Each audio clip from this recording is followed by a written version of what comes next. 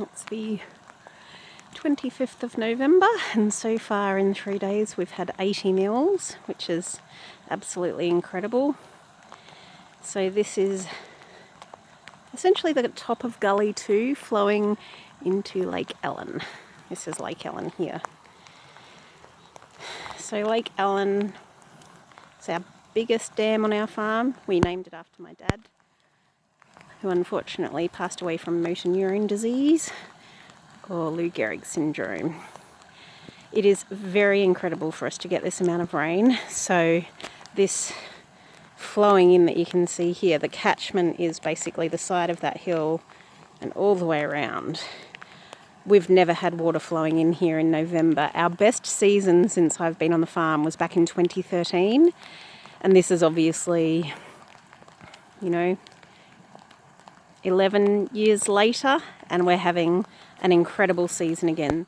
But to have this gully flowing like this is, it's fantastic. And yeah, first time. I don't even think it happened in 2013, to be honest.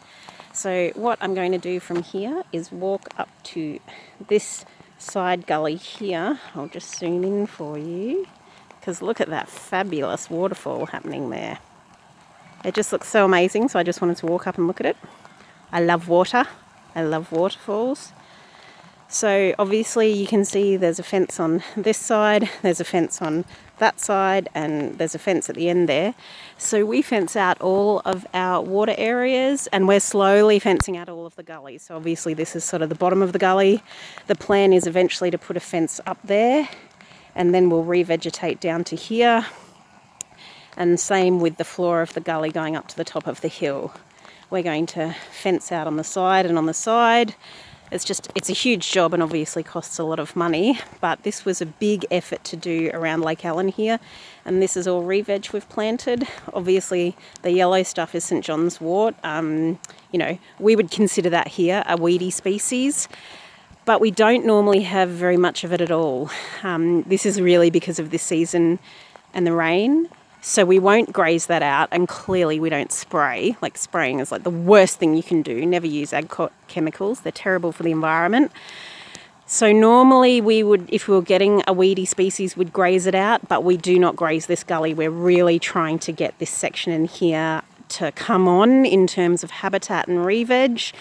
What will happen is once it gets hot, the wort will really die back, and the native grasses that are up here, these lovely bushes here, they'll start out competing it.